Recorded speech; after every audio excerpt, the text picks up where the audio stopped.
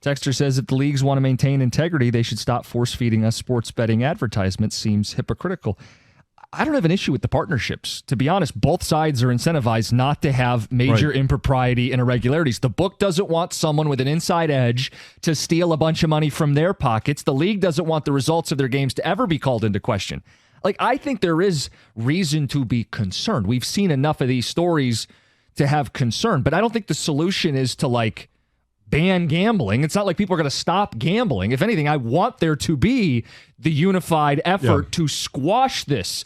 Heavy punishments. That's the answer, is to say, oh, you think it's worth it to make a couple $1,000 to make $5,000-$10,000 on tonight's NBA game. You're going to lose your livelihood. You will never play again. This is a dream. It's dead on arrival. That's the way you have to handle this. The answer isn't to stop everybody from gambling or to just pretend that it's not happening, because it was happening before it became legal. I don't have an issue with it being legal. All of the major sports, especially the professional sports leagues, this was, and I'm going to read this because it's stated very clearly in an ESPN article about the NBA player we're talking about. Sports betting is monitored by dedicated personnel from each NBA team, and the league has a team of data scientists focused on sports betting anomalies and possible integrity issues, and also works with third-party integrity monitors. The leagues don't want this. They want the money coming in. They want the interest, the fun of watching a game where the outcome doesn't matter in regards to, like, the Pistons right now. Yeah. To win, nobody cares if they win or lose, because it doesn't affect the outcome of what's going to happen in the playoffs or anything of that matter. But it's the integrity of the game. They want to make sure that every single time they take the floor, there's a certain amount of confidence that those of us that are watching that game, and maybe it's because you get $5 on it, but you're watching it. Yeah, it keeps people invested. Okay, let's say I play along, and we just, you know what, gavel down. Sports are banned. Sports gambling's banned. It can't happen ever again.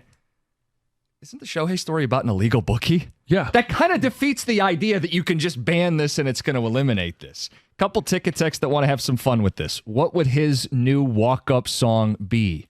Shohei could go with The Gambler by Kenny Rogers. Very popular on the ticket text. Mm-hmm. Could go with Can't Touch This. There is the idea that he's untouchable and no one's going to get him for it. Another one says Bob Seger's Rambling Gambling Man. There's a number of great opportunities. And I'm wondering if this will be similar to what we saw the reception the Houston Astros got after their scandal and winning a World Series. When they would go to opposing ballparks, you'd have people banging on drums in the outfield, and you'd have different ways that local ballparks would troll the Houston Astros. Are they going to troll Shohei Ohtani with some of these songs? I mean, you got the Notorious B.I.G. Mo money, mo problems. Ticket texter says, have you guys seen Mookie Betts standing next to Shohei? And then you could have Ohtani Betts. That's good. Does Mookie Betts go by Bookie Betts now? Lots of fun on the ticket text. Bryce, you're on 97.1. Hey, guys. Thanks for taking my call. I just wanted to say, I've been a huge sports fan for 45 years. I know how things work.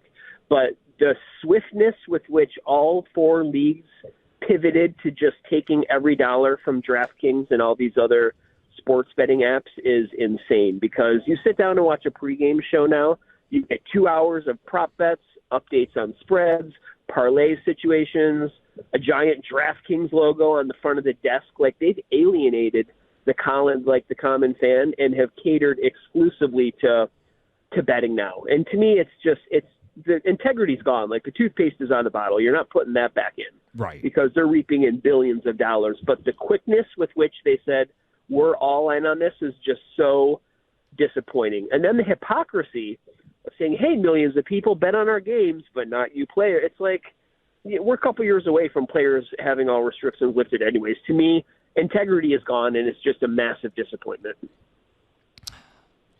I think it has infiltrated the content. There's no doubt about it.